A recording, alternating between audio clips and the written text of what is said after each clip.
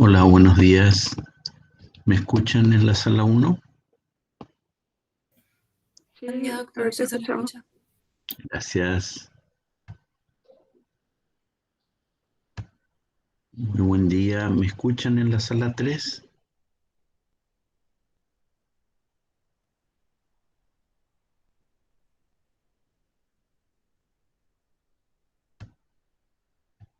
Buen día. ¿Me escuchan en la sala 3?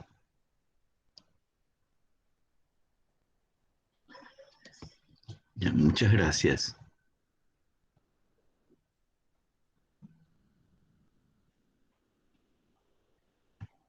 Muy buen día. En la sala 2, ¿me pueden escuchar?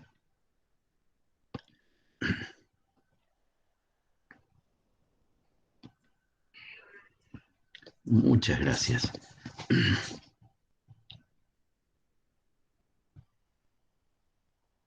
Bien, sean todos bienvenidos a la sesión de hoy. Hoy tenemos la sesión número 14, donde nos vamos a ocupar de las proteínas plasmáticas y del suero. Pero antes de empezar a desarrollar el tema específico de hoy, quiero que tengan presente lo que desarrollamos en la sesión de ayer, sobre todo en lo que hace a los efectos alostéricos sobre la molécula de hemoglobina. Y voy a insistir en esto, nos interesa el comportamiento de la molécula de hemoglobina, pero también nos interesa verla como un modelo de otras proteínas. Y voy a llamar la atención tanto sobre el efecto de cooperatividad como los efectos alostéricos, para que tengan presente cómo la alteración de unas condiciones ambientales pueden modificar el funcionamiento, la funcionalidad de una proteína. Incluso pueden llegar a anular su acción. Y esto luego lo vamos a ver nuevamente cuando tratemos con las enzimas, porque las enzimas finalmente, mayoritariamente las enzimas que participan en el metabolismo son proteínas y muchas de ellas son proteínas con comportamiento alostérico y por lo tanto susceptibles de alterar sus condiciones de afinidad por el sustrato o de velocidad por la presencia de moléculas que actúan como reguladores. Quiero llamar especialmente la atención en el caso de hemoglobina, como la presencia de protones en el medio, resultantes de diferente velocidad del metabolismo de combustibles, ¿verdad? O la mayor o menor concentración de dióxido de carbono, modifican la afinidad por el oxígeno. Es como si la molécula estuviera conversando con el medio para adaptar su funcionalidad a través de cambios estructurales a las necesidades del organismo. Es decir, cuando los eritrocitos, llevando la hemoglobina, pasan por un tejido metabólicamente más activo, perciben ese exceso de protones que protona la hemoglobina, consolida la forma tensa de menor afinidad por el oxígeno y obliga a esta a liberar el oxígeno transportado. Mientras que en un ambiente con menor concentración de protones y por lo tanto más alcalino, verificamos que se consolida la forma relajada que tiene mayor afinidad por el oxígeno y la hemoglobina se oxigena. Otro detalle relevante a considerar es que cuando los eritrocitos regresan hacia los pulmones, la hemoglobina no viene completamente desoxigenada. Por eso es muy importante que revisen esa gráfica donde se representa el grado de saturación de la hemoglobina a nivel del capilar arterial y del capilar venoso respectivamente. Y van a observar que cuando la hemoglobina se encuentra en condiciones de presión de oxígeno semejantes a la que podríamos ver en el capilar venoso en una situación normal, todavía queda una importante proporción de moléculas de hemoglobina ligando oxígeno. Bien. Dicho esto, vamos a empezar el desarrollo de nuestro contenido hoy sobre proteínas del plasma y el suero sanguíneo. Y antes de hablar de manera específica de las proteínas, sobre todo porque asisten estudiantes que han tenido distintos niveles de aproximación a lo que son los antecedentes del medio biológico. Yo hice una pequeña presentación donde comparamos lo que es el plasma sanguíneo y el suero sanguíneo. O sea, el plasma sanguíneo, el plasma de la sangre es la fase líquida de la sangre circulante y por lo tanto es un fluido que se encuentra en condiciones fisiológicas, es decir, en las condiciones normales de nuestro organismo. ¿Cómo se obtiene el plasma sanguíneo? Por punción de un vaso sanguíneo, típicamente un vaso sanguíneo de carácter venoso periférico, y recogiendo la sangre con un agente anticoagulante, como puede ser la sal disódica de EDTA, etilendiaminotetracetato, o con heparina, o con citrato de sodio, oxalato de sodio, o fluoruro de sodio. Y luego centrifugando esta mezcla para separar la fase líquida, que es el plasma. También hay una manera de obtener, digamos, la fase fluida sin recurrir a agentes anticoagulantes, es agitar la sangre recién extraída con pequeñas bolitas de vidrio que hacen que el fibrinógeno se adhiera a esa superficie, pero ya vamos a estar retirando algunas proteínas, particularmente fibrinógeno del plasma. Entonces no responde exactamente a la concentración de especies que corresponden a la fase líquida de la sangre circulante. En contrapartida, el suero sanguíneo es la fase líquida resultante de la coagulación de la sangre. Por lo tanto, el suero sanguíneo no es una entidad fisiológica, o sea, no circula suero sanguíneo. O sea, el suero sanguíneo se manipula en el laboratorio para hacer determinaciones de carácter químico, de carácter biológico, pero no es un fluido circulante. Se obtiene por punción de un vaso sanguíneo, típicamente venoso periférico, y se recoge la sangre sin agentes anticoagulantes, dejando que la sangre coagule y se retraiga el coágulo. Es decir, al principio, cuando la sangre coagula, es un sistema semisólido de una sola fase, pero luego se retrae el coágulo y el líquido que se libera se separa por centrifugación. Antes de empezar a desarrollar nuestro contenido específico, me gustaría tener retorno de ustedes para saber si quedó comprendida la diferencia entre plasma sanguíneo y suero sanguíneo. Insisto, el plasma sanguíneo es una entidad de carácter fisiológico. Es el fluido que está en la sangre circulante en este momento en cada uno de nosotros, mientras que el suero sanguíneo es producto de una extracción dejando que la sangre coagule para separar luego la fase líquida. ¿Alguna duda al respecto?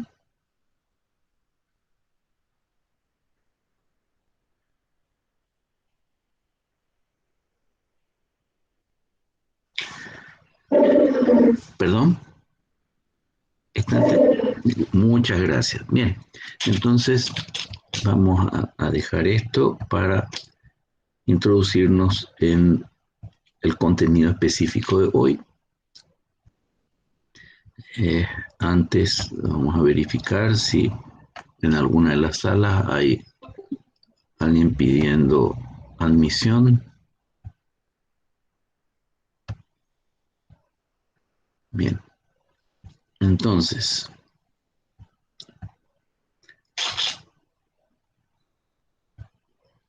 hoy vamos a tratar el último componente dentro de esta unidad 2 de estructura y funciones de las proteínas, fijándonos en las proteínas del plasma sanguíneo.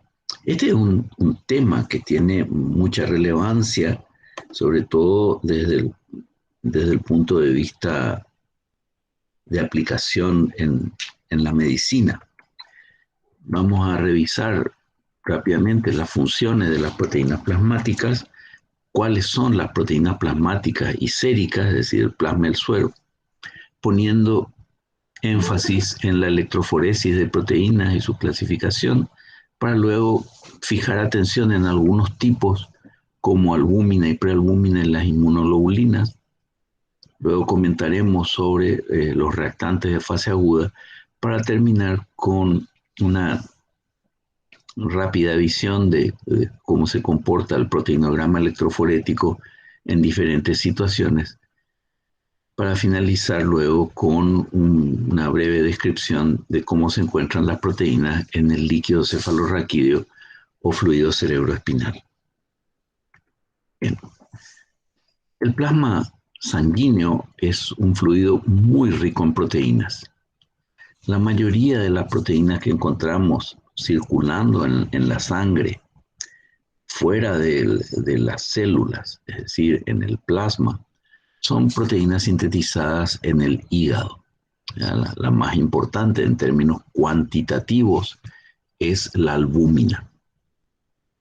Pero no es la única proteína sintetizada en el hígado, sino la mayoría de las proteínas que circulan en el plasma son de síntesis hepática. También tenemos una cantidad importante de proteínas sintetizadas en los plasmocitos de la médula ósea, que son las inmunoglobulinas. Estamos hablando aquí mayoría en términos de concentración. Por supuesto que las distintas células de nuestro organismo también sintetizan proteínas, y algunas de esas proteínas pasan a la circulación. Así tenemos las hormonas proteicas, que son producidas por la hipófisis. Son estructuras proteicas, pero su concentración es muy, muy baja. Por eso aquí también comentamos sobre las proteínas y polipéptidos producidos por glándulas endocrinas. El contenido total de proteínas en el plasma, como digo, es muy grande y va de 60 a 80 gramos por litro. Estos son 6 a 8 gramos por decilitro.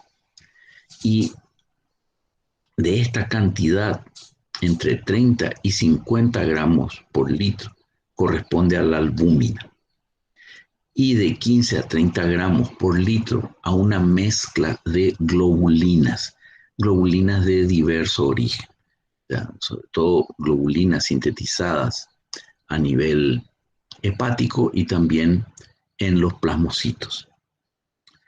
Recordemos que las proteínas que definimos genéricamente como albúminas en nuestra primera clase de esta unidad son proteínas muy solubles en agua, y las globulinas son proteínas más solubles en disoluciones con pequeña cantidad de sales disueltas que en agua. Si bien podemos medir la concentración total de proteínas, y es algo que eventualmente se solicita al laboratorio clínico, más que la concentración total de proteínas en el suero o en el plasma, interesa cómo se distribuyen los distintos tipos de proteínas en una muestra. Y estas proteínas van a experimentar cambios debido a distintas situaciones patológicas. ¿Cuáles son las funciones de las proteínas plasmáticas? Nutrición proteica, es decir, trasladar proteínas de un sitio a otro. Y este traslado de proteínas es una manera segura de proveer aminoácidos a las distintas células, dado que algunos aminoácidos no pueden ser trasladados, no pueden estar transportados en el plasma sanguíneo en alta concentración porque pueden resultar nocivos.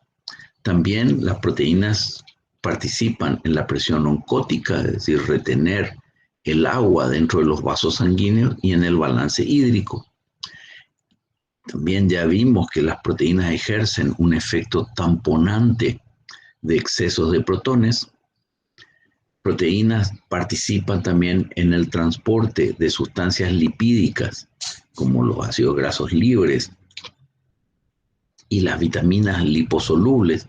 También participan en el transporte de hormonas que tienen carácter lipofílico, de drogas, y también de iones. Evidentemente, el fenómeno vinculado al transporte de iones está relacionado más con residuos con carga negativa que encontramos en las moléculas de proteína, iones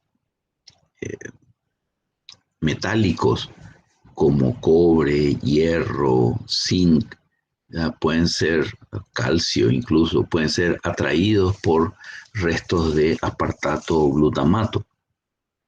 Mientras que sustancias lipofílicas van a ser transportadas mediante interacción hidrofóbica. Las proteínas ejercen también numerosas funciones protectoras. Así tenemos las inmunoglobulinas, que típicamente llamamos anticuerpos, como proteínas capaces de reconocer moléculas extrañas a nuestro organismo, procedentes de virus, de bacterias, de hongos, de parásitos, de células tumorales o incluso de una proteína extraña a nuestro organismo que pueda ser introducida o moléculas que generen ese reconocimiento como moléculas extrañas. También entre las funciones protectoras tenemos el complemento.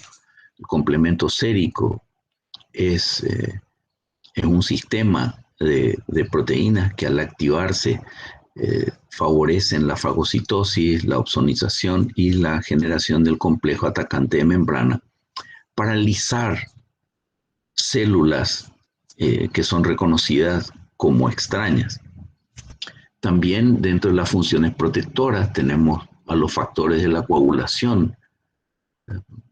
Fundamentalmente son proteínas, si bien ahí participa calcio, que no es una proteína,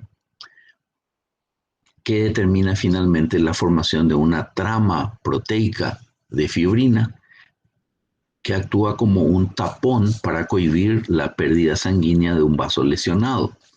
También están los factores proteicos que participan en la degradación de ese coágulo cuando se produjo el cese del sangrado. Y una función protectora importante la cumplen los inhibidores de proteasas. Muchas células, cuando se destruyen, liberan cantidades importantes de proteasas, y si estas no tienen inhibidores, podrían generar daño a diversas estructuras. Por lo tanto, el contar con inhibidores de proteasas con carácter endógeno también forma parte de las funciones protectoras que ejercen las proteínas plasmáticas. Son las principales clases de proteínas plasmáticas con su abundancia relativa y sus principales propiedades y funciones. La más importante en cantidad lo que llamamos albúmina, que representa más de la mitad del total de proteínas plasmáticas, ejerciendo funciones en mantener la presión osmótica, participa en el transporte de aniones orgánicos, de ácidos grasos, iones metálicos, bilirrubina, que es un producto de degradación del hemo, de hormonas, también transporta drogas y sustancias colorantes que puedan ser introducidas al torrente sanguíneo. Luego tenemos a diversas globulinas, empezando por la globulina alfa 1, con una abundancia de 5%, tiene estructura de tienen estructura de glucoproteínas, y entre ellas encontramos en esa banda que llamamos globulinas alfa 1, encontramos las lipoproteínas de alta densidad. Entre las globulinas alfa 2, que tiene aproximadamente el doble de abundancia de alfa 1, es el 9%, encontramos aptoglobina, un transportador de hemo, ceruloplasmina, una proteína que transporta cobre, y la lipoproteína de muy baja densidad. Entre las beta-globulinas o globulinas beta, tiene una abundancia relativa del orden de 13%, encontramos a transferrina, una molécula transportadora de hierro, y las lipoproteínas de baja densidad. Entre las globulinas gamma, con una abundancia relativa de 11%, encontramos las inmunoglobulinas, es decir, aquellas moléculas producidas por las células plasmáticas en respuesta al reconocimiento de agentes extraños al organismo. Y el fibrinógeno, con una abundancia de 7%, es la proteína que luego, durante el proceso de coagulación sanguínea, forma la trama de fibrina que retiene los elementos figurados de la sangre para formar ese tapón que constituye el coágulo sanguíneo. Aquí verán que el fibrinógeno está puesto en otro color y es la principal proteína que desaparece cuando estamos tratando con el suero sanguíneo, del momento que va a quedar retenido en el coágulo, mientras que la albúmina, las globulinas alfa 1, alfa 2, beta y gamma van a persistir en el suero sanguíneo. Pasemos ahora a comentar lo que es la electroforesis de proteínas séricas. Ya habíamos examinado la cualidad que tienen las proteínas de adquirir cargas cuando se someten a distintos valores de pH en disolución. pH en los cuales no tenemos cercanía del punto isoeléctrico. Entonces las proteínas van a estar cargadas. Si sometemos a una suspensión de proteínas, a una dispersión proteica, si las sometemos a un campo eléctrico, ¿ya?, donde podemos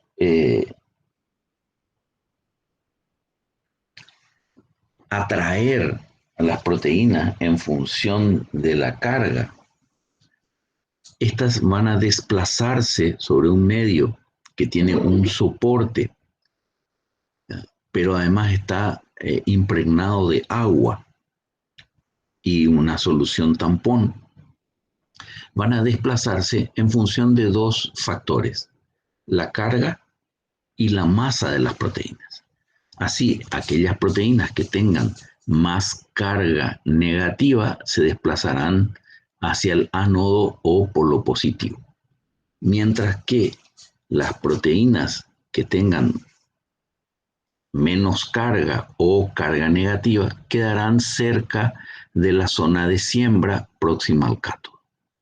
En cuanto a tamaño, las proteínas más pequeñas se van a desplazar con mayor facilidad que las proteínas más grandes, de mayor masa, más voluminosas, porque van a encontrar menos obstáculo en este desplazamiento.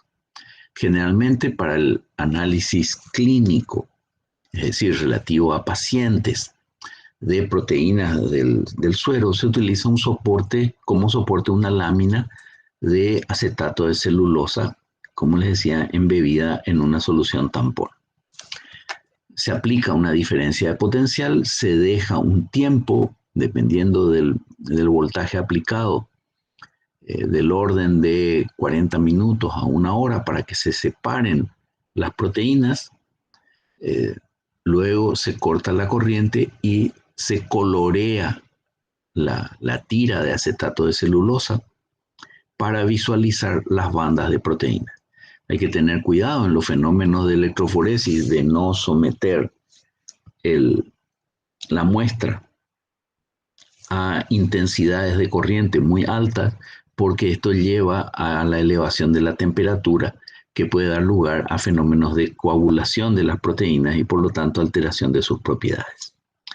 Una vez que tenemos nuestra tira coloreada, donde podemos observar distintas bandas que corresponden a distintos tipos de proteínas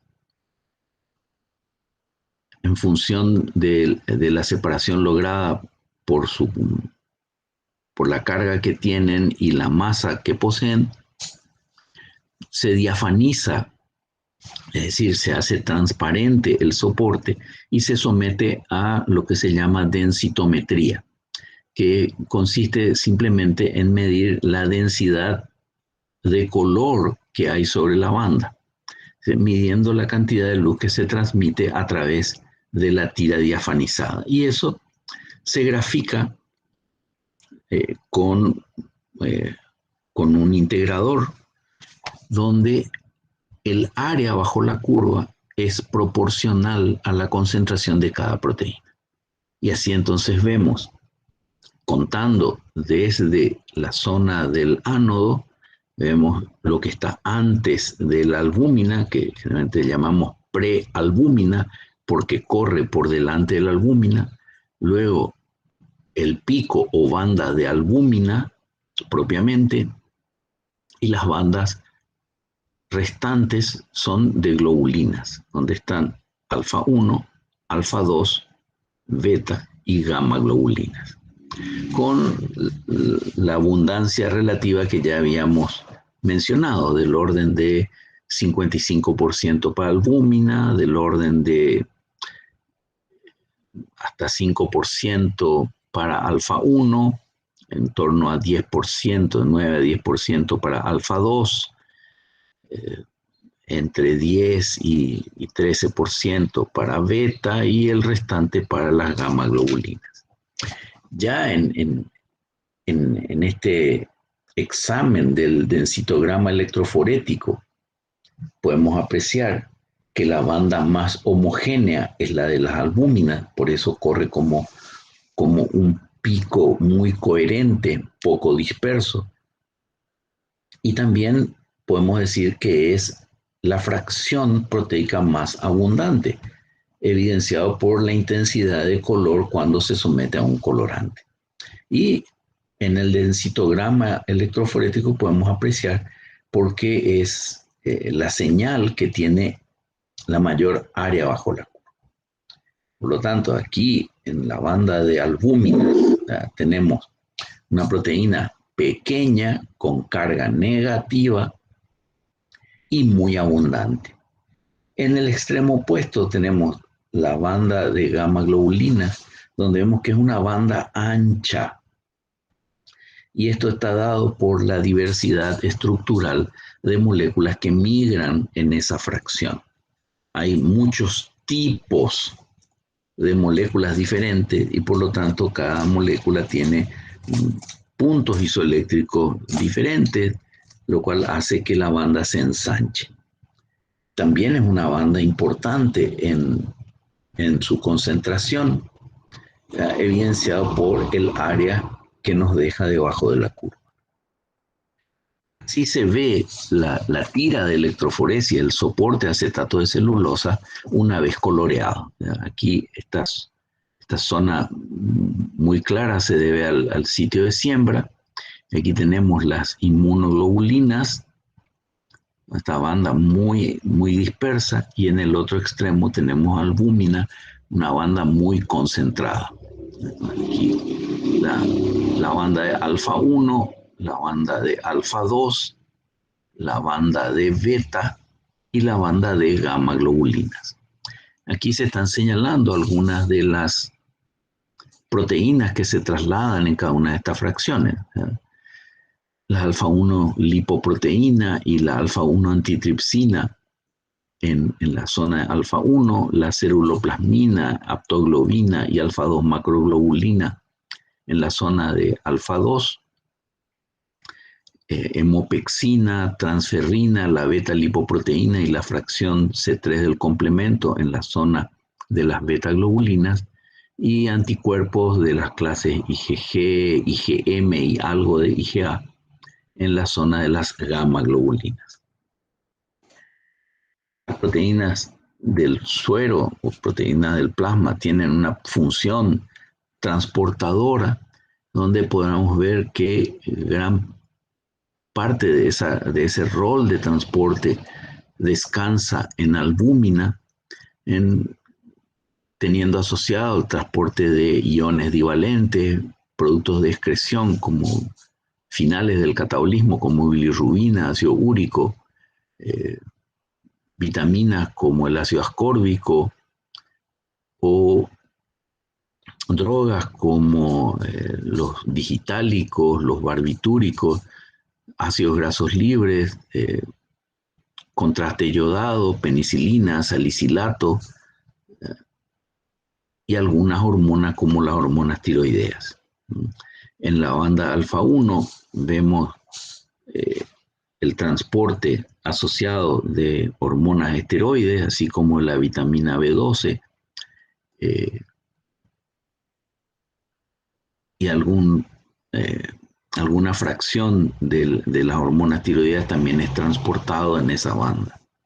Como ya mencionamos, en la banda alfa 2 vemos cobre asociado a ceruloplasmina, hemoglobina libre asociada a aptoglobina.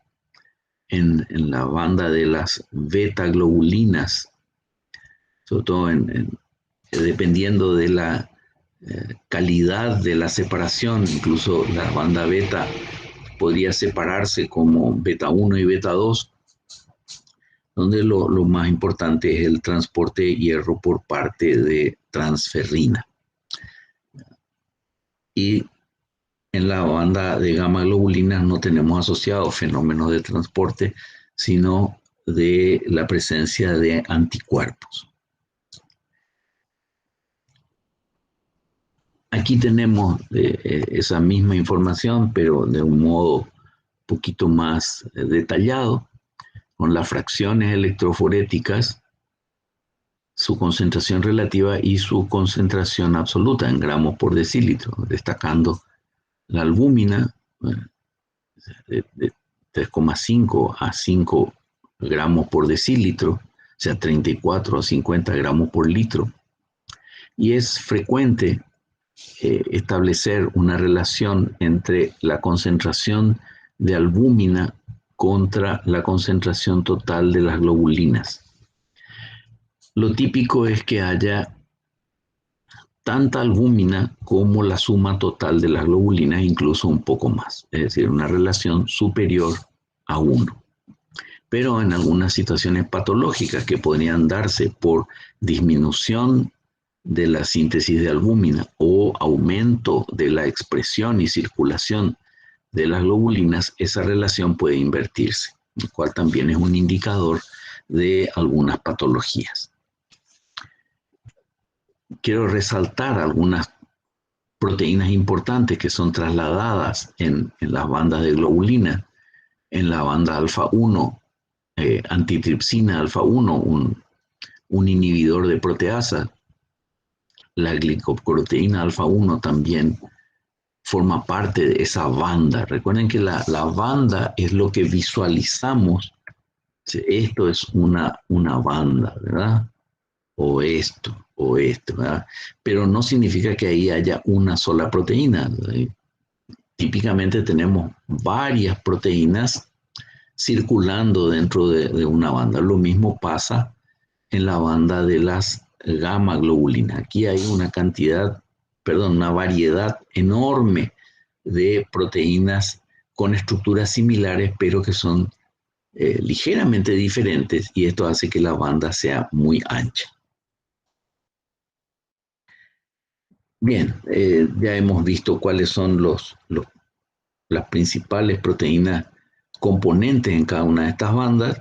Resalto en alfa-1, una alfa-1 antitripsina y la glicoproteína alfa-1, pero también tenemos proteínas que ligan hormonas tiroideas, que ligan hormonas con carácter esteroide, y aquí también circula la alfa-fetoproteína, una proteína oncofetal.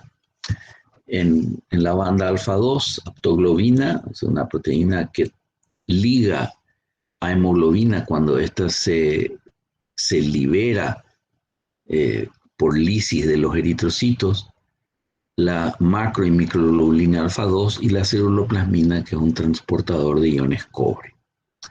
En la banda beta, la proteína más importante es transferrina, forma el 60% de esta banda, y en la banda de gamma globulinas tenemos sobre todo la inmunoglobulina G y la inmunoglobulina M, pero también parte de la inmunoglobulina A y las inmunoglobulinas D y E. Como les comentaba, estas proteínas que se ven en las bandas de una electroforesis no son las únicas que están circulando en el plasma sanguíneo, y dependiendo de su concentración tendremos que recurrir a métodos diferentes para poder cuantificarlas. Así, aquellas que son muy abundantes, como la albúmina, basta con métodos de unión acolorante para poder cuantificarlas. En cambio, proteínas que van teniendo concentraciones más bajas, ya necesitamos otro tipo de métodos como la nefelometría, la turbidimetría, la inmunodifusión radial. Y si estamos entrando en el segmento de las hormonas, típicamente recurrimos a métodos cuya base es una reacción antígeno-anticuerpo, que se puede evidenciar por competencia con una molécula marcada radioactivamente o una molécula marcada con enzimas. Repasemos algunas de las características estructurales de las principales proteínas que circulan en el plasma. Recuerden que todas son importantes porque todas tienen relación con alguna función importante, pero vamos a señalar algo. Vamos a poner énfasis en algunas que tienen concentración elevada o unas estructuras muy particulares. En el caso de albúmina, es la proteína más abundante en el plasma sanguíneo y es una de las más abundantes en todo el ser humano. Se sintetiza en el hígado a razón de unos 10 gramos por día. Es una proteína de semivida relativamente larga, unos 20 días, y como se sintetiza en el hígado, si el hígado se ve afectado por alguna patología, la síntesis va a disminuir y por lo tanto vamos a ver síntomas y signos que tienen que ver con la función disminuida de esta proteína. Por ejemplo, edema, es decir, la acumulación de líquido en los tejidos, por lo tanto los tejidos se hinchan. Por ejemplo, a ver que una persona tiene hinchados los pies cuando su hígado está sintetizando menos albúmina, ¿verdad? Porque al haber menos albúmina disminuye la capacidad de retener agua dentro de los vasos sanguíneos. Ya vimos que la concentración está entre 3,5 y 5,2 gramos por decilitro y representa más de la mitad de la proteína plasmática. Es un caso raro, que es una proteína de secreción, pero que no está glicosilada. Entonces su solubilidad depende del pequeño tamaño que tiene y de la gran carga que tiene a pH fisiológico, carga eminentemente negativa, es una proteína con punto isoeléctrico menor que 7. Es una proteína globular de forma elipsoide, con 585 aminoácidos, una masa de 67 kilodalton, y aproximadamente la mitad de su estructura tiene conformación de hélice alfa. Está organizada en 9 bucles que están agrupados en 3 dominios. Recordamos que los dominios son porciones con plegado independiente dentro de una misma cadena polipeptídica. La estructura está mantenida por 17 puentes bisulfuro, por lo tanto es una proteína muy rica en cisteína, es relativamente pequeña y muy soluble en medio acuoso, como todas las proteínas de tipo albúmina. Y podemos ver claramente, esto es un dominio, aquí tenemos otro dominio y aquí otro dominio. Y dentro de cada dominio hay estructuras que son independientes, pero independientes en términos de conformación, no libres, dado que aquí tenemos la hebra polipeptídica que conecta los diferentes dominios. Es muy rica en aspartato, glutamato y también, es decir, que confieren carga negativa, y también arginina y lisina que confieren cargas positivas. Y como decíamos, tiene alta proporción de cisteína con 35 residuos. Recordemos que cisteína es globalmente uno de los residuos menos abundantes en las proteínas en general. Es relativamente pobre en metionina y triptófano, y a pH fisiológico está muy cargado. Fíjense, su punto isoeléctrico es 4,9. Y es la proteína que avanza más rápidamente hacia el ánodo en la electroforesis de la proteína, ya sea que estemos usando como muestra plasma sanguíneo o suero sanguíneo. Es fundamental para mantener la presión oncótica, fija ligandos de manera poco selectiva. Fíjense que entre sus ligandos tenemos desde moléculas hidrofóbicas como ácidos grasos, ácidos biliares, hormonas esteroides, la bilirrubina no conjugada, algunos fármacos, pero también iones inorgánicos. Se considera a 1,5 gramos por decilitro un valor crítico, pero no es esencial para la supervivencia, ya que se han identificado casos de analbuminemia. Los ácidos grasos se unen mediante interacción hidrofóbica y los iones calcio a través de interacciones iónicas. La síntesis de albúmina va a verse disminuida en dietas pobres en proteínas y pobres en aminoácidos esenciales. Puede glicarse, es decir, ligarse de manera no enzimática a glucosa, dando complejos de Amadori que tienen menor semivida que las glicohemoglobinas que vimos ayer. Prealbúmina constituye ese conjunto de proteínas que migran más rápidamente que la albúmina. Aquí encontramos la prealbúmina ligadora de tiroxina, una hormona tiroidea, con semivida corta y por tanto es un indicador de desnutrición. Migra más rápidamente que la albúmina y con una concentración muchísimo más baja que la albúmina entre 20 y 40 miligramos por decilitro. Y también en esa banda encontramos la proteína ligadora de retinol. El retinol es la vitamina A, que efectivamente migra con mayor velocidad que la albúmina. El otro grupo de proteínas, del cual que va a hacer referencia a su estructura, son las inmunoglobulinas, también denominadas anticuerpos, proteínas globulares sintetizadas por células plasmáticas cuando se reconocen agentes extraños. Son capaces de unirse de manera específica a los antígenos, que son esas moléculas reconocidas como extrañas mediante unión no covalente, y esto inicia una serie de respuestas que está destinada a neutralizar a los antígenos y eliminarlos. Se estima que un ser humano es capaz de producir cerca de unos 100 millones de anticuerpos diferentes. Son glicoproteínas y forman parte de una superfamilia de las inmunoglobulinas que tienen distintos aspectos estructurales de distinto tamaño y pueden poseer uno o más dominios llamados dominios IG.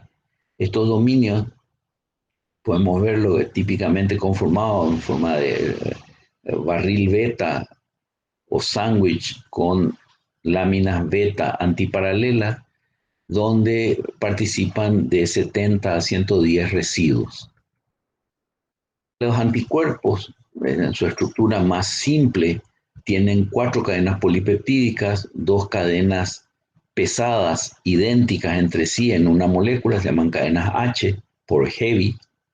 Estas cadenas tienen una masa aproximada de 50 kilodalton con 440 residuos y 2 cadenas livianas o light o L que también son idénticas entre sí en una molécula y tienen la mitad de la masa y del número de residuos que las cadenas pesadas. Dado que un anticuerpo como IgG tiene 2 cadenas pesadas y 2 cadenas livianas, tendría una masa de aproximadamente ¿cuánto?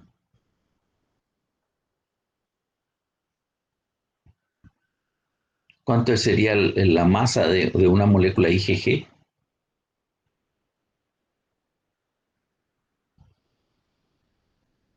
A ver.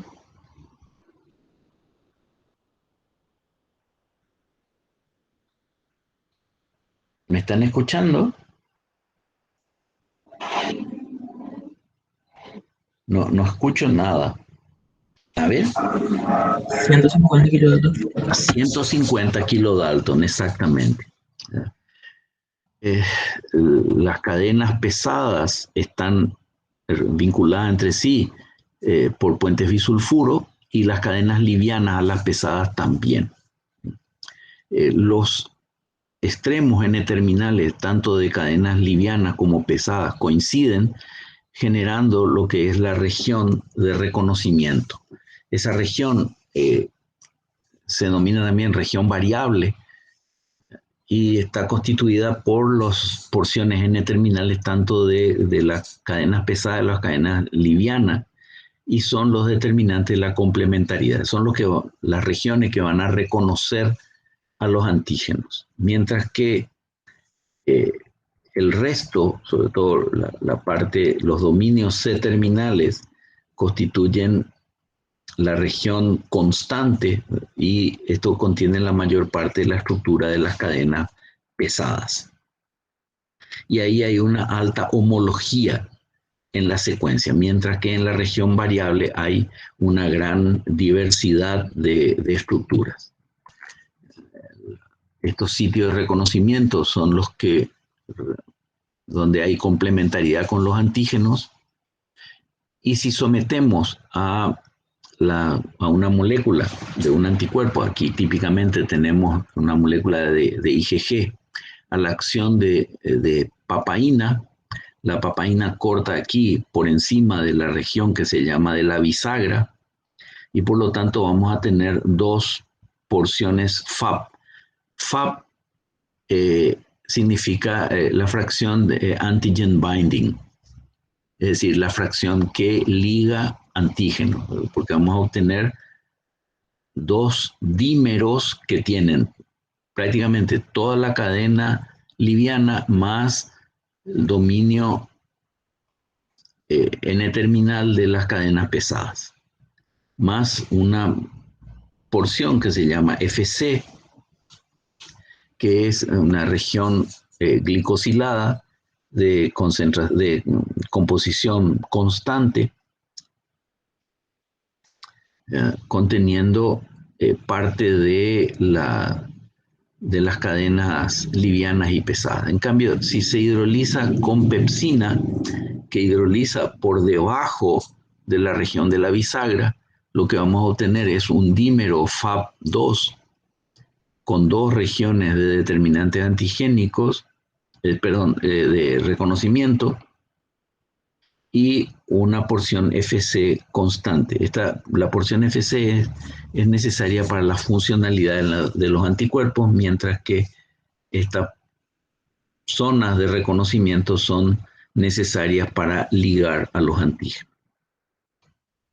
Ya hemos comentado esta estructura, las clases de inmunoglobulina, vemos que se distribuyen con distintas estructuras y concentración y sobre todo están determinadas por la naturaleza de sus cadenas pesadas. Las cadenas livianas de los anticuerpos son siempre de dos tipos, kappa o lambda, mientras que las cadenas pesadas en la IgG son de tipo gamma, gamma 1, 2, 3 y 4, que difieren en el tipo y grado de glicosidación, y la IgG representa la más abundante de las clases de inmunoglobulina con el 80%.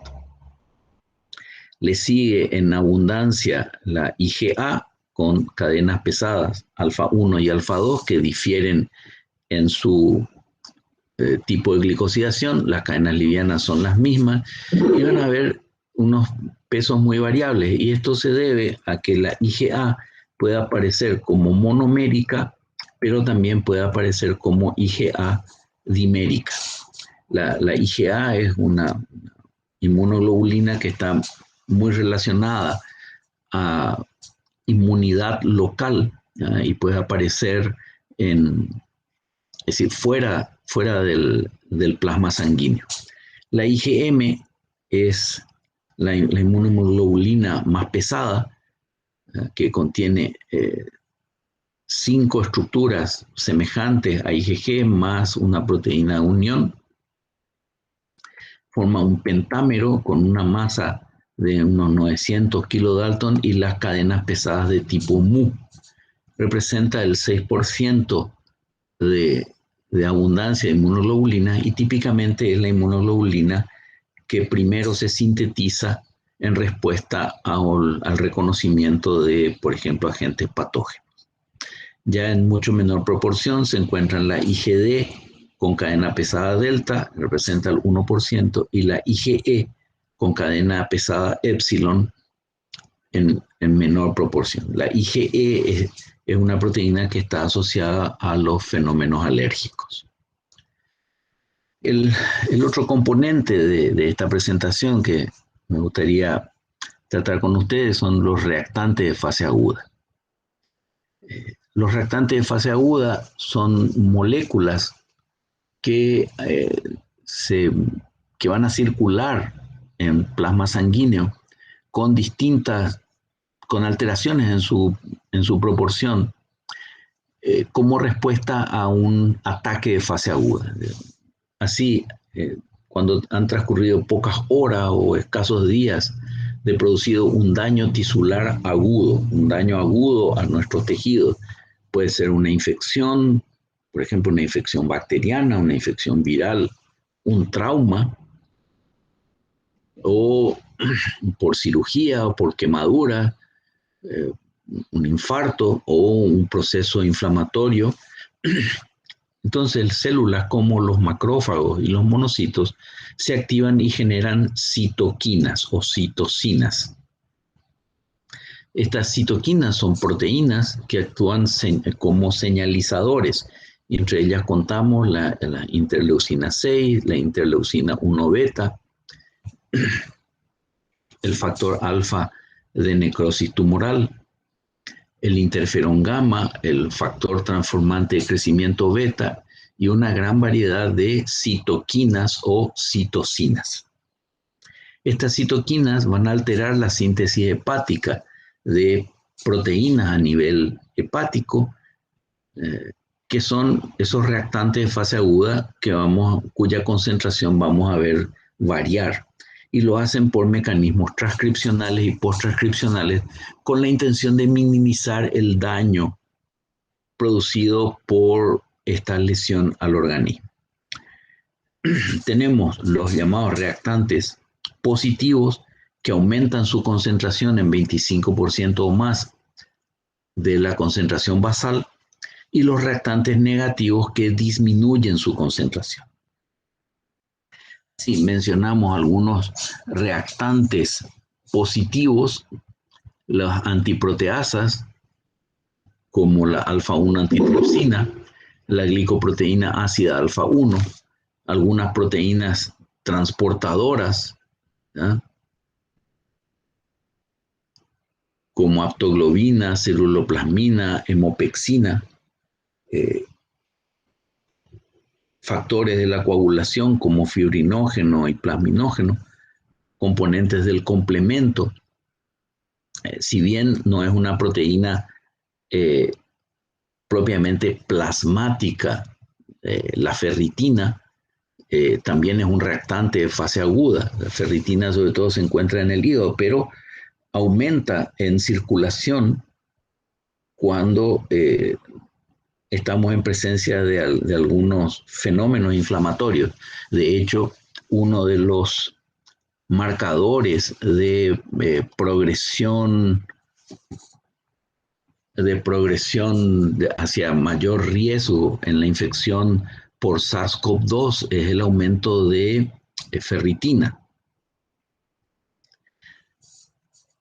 También vamos a encontrar moduladores de respuesta inflamatoria y entre ellos encontramos lo que se llama proteína C reactiva. Proteína C reactiva, tengan mucho cuidado porque típicamente aquí le llamamos PCR, proteína C reactiva, y coincide con la abreviatura de reacción en cadena de polimerasa, que es un método de amplificación de material genético. Entonces tengan mucho cuidado cuando escriben PCR para dejar perfectamente claro a qué se están refiriendo, si a esta proteína que es un marcador reactante de fase aguda que puede subir hasta 1000 veces de su valor basal.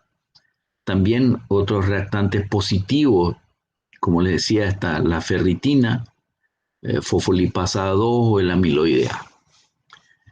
Reactantes negativos de fase aguda, moléculas cuya concentración disminuye.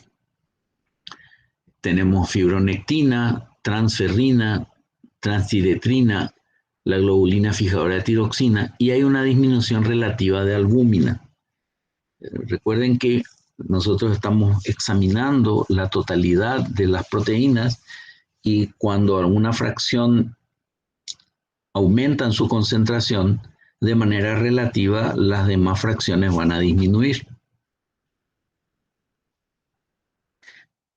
La proteína C reactiva es el más conocido de los reactantes positivos. Como les decía, típicamente abreviamos PCR como PCR en español o CRP, o sea, C-reactive protein en inglés, y es una proteína sérica pentamérica que se une al polisacárido C de neumococo, de ahí viene su nombre. Se une a fosfatilcolina de los patógenos y fosfolípidos de células sanguíneas envejecidas y los fagocitos y activa el sistema del complemento sérico. PCR, proteína C reactiva, tiene por efecto modular respuesta inflamatoria en distintos sentidos, induciendo la citoquina inflamatoria, pero también inhibiendo adhesión de neutrófilos a células del endotelio. También inhibe la producción de anión superóxido por parte de los neutrófilos. Se considera una concentración normal hasta 0,3 miligramos por decilitro,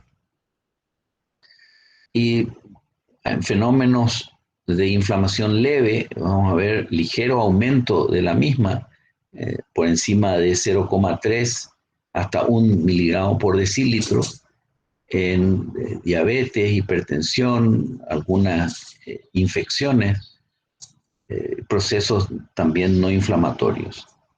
Si la concentración está entre 1 y 10 miligramos por decilitro, la asociamos a inflamación o infección con carácter significativo. Más de 10 miligramos por decilitro, una infección bacteriana grave, y valores entre 1 y 3 también pueden indicar riesgo de infarto aumentado. Hay que tener cuidado con la proteína C reactiva, que es un marcador sensible pero poco específico. Es decir, diversos fenómenos pueden hacer que aumente su concentración.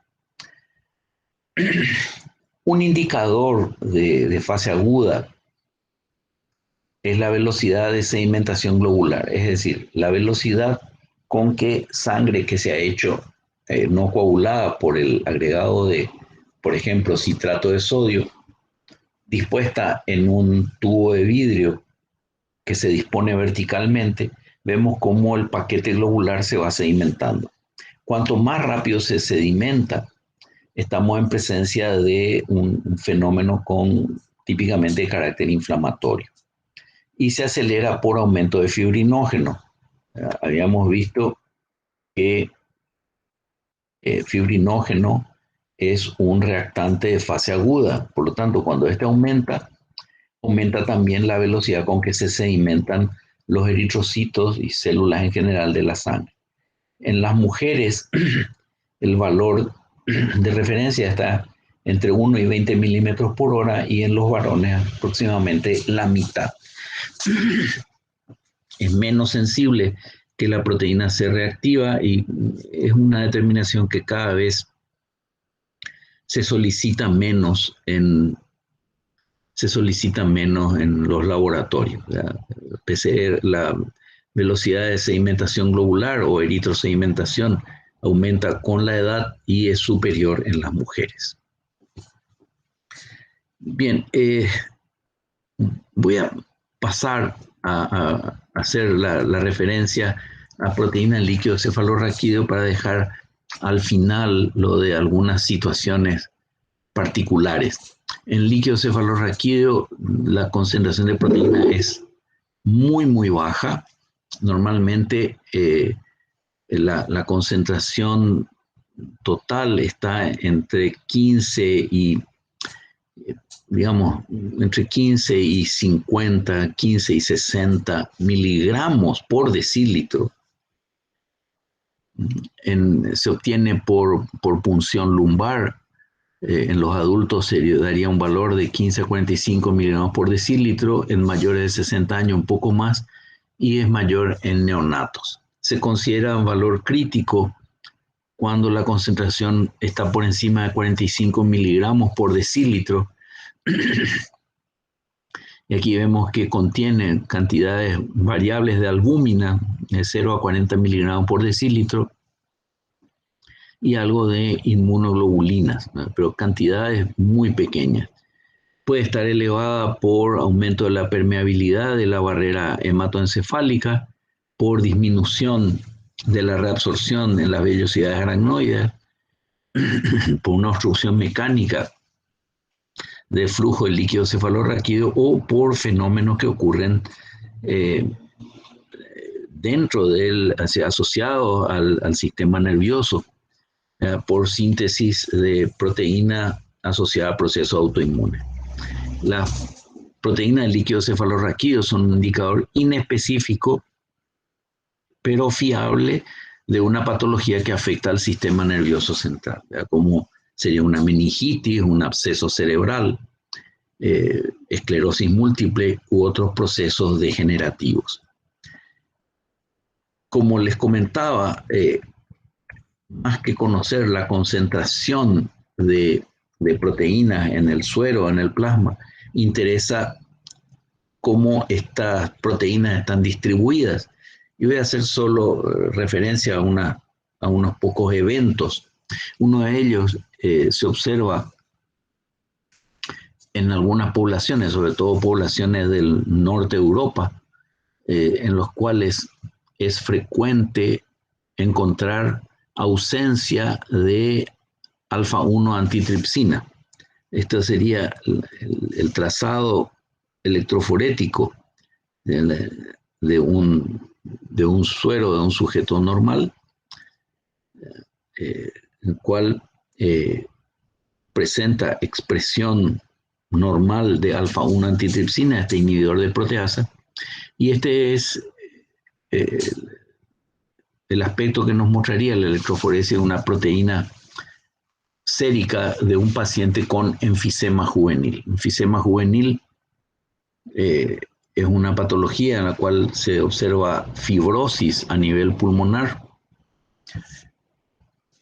pero en personas muy jóvenes. Generalmente los fibrosis pulmonar observamos en fumadores crónicos, personas que estuvieron expuestas laboralmente a mucho estrés a nivel pulmonar, como trabajadores en minas o en ambientes muy, muy contaminados con polvo. Sin embargo, este cuadro de enfisema se puede observar en jóvenes y se debe a que no tienen este inhibidor de tripsina o lo tienen expresado en cantidades muy pequeñas. Por tanto, cuando las células como los neutrófilos se lisan, liberan proteasas y estas proteasas no tienen un inhibidor y generan daño a la elastina en los pulmones y se reemplaza la elastina por colágeno, dando esa pérdida de flexibilidad en el tejido pulmonar. También vamos a ver en situaciones de fase aguda, como por ejemplo en un infarto, veríamos el aumento de alfa-1 antitripsina en comparación con un suero normal, aumento de aptoglobina, aparece la banda de proteína C reactiva y una disminución relativa de albúmina. Si bien un infarto no se diagnostica mediante una electroforesis, esto es un ejemplo de cómo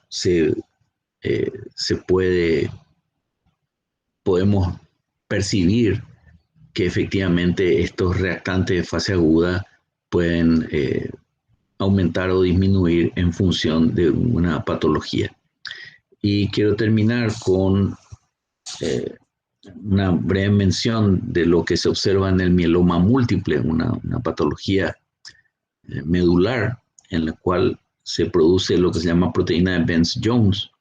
Aquí podemos ver en la banda de globulinas, en lugar de tener una banda ancha como vemos normalmente, aparece una banda muy concentrada que se llama banda M, que es la proteína de Bence-Jones, una proteína más bien pequeña que aparece incluso en la electroforesis de la orina y está constituida por cadenas livianas de anticuerpos. Bien, luego ustedes podrán revisar bajo distintas circunstancias patológicas ya cómo se visualiza la electroforesis en algunas de estas, en algunas patologías, ¿no? Con esto terminamos nuestro capítulo de proteínas y ya en la siguiente clase empezaremos a tratar la unidad 3 de biocatálisis. Si tienen alguna pregunta, algún comentario, quedo a la escucha de sus intervenciones.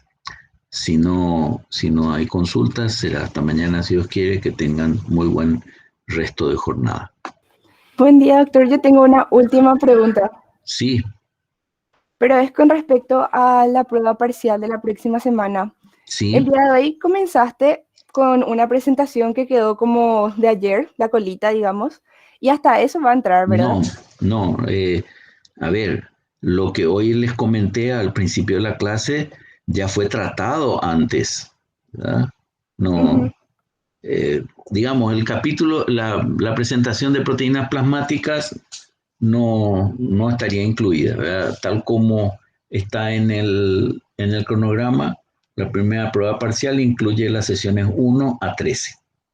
Eso además hasta completar la presentación de hemoproteínas. ¿De acuerdo? Sí, de acuerdo. Es que justamente me confundió porque habías dicho en ciertas ocasiones que estábamos un poco atrasados, entonces no sabía si es que iba a entrar un poco más. Si revisas el cronograma, en el cronograma teníamos previsto que íbamos a desarrollar hemoproteínas en 3 sesiones y lo hemos desarrollado en 2. Entonces nos nivelamos nuevamente con con el desarrollo. De todos modos, yo voy a reiterar en el Classroom un aviso sobre la fecha del parcial. Recuerden que es presencial en horas de la siesta, ¿ya? Y sobre cuál va a ser el contenido del examen. ¿De acuerdo? Es decir, Muchas estén, gracias, por doctor. favor, siempre atentos a los avisos que aparecen en el Classroom de la asignatura.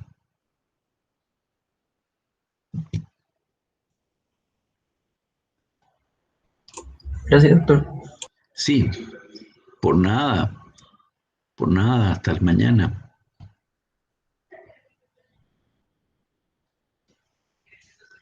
Por nada, hasta mañana.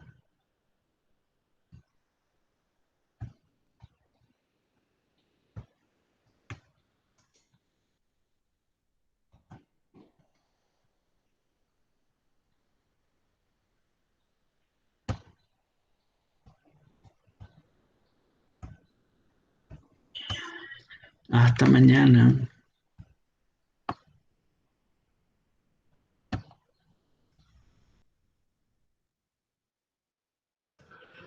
Hasta mañana, que les vaya bien.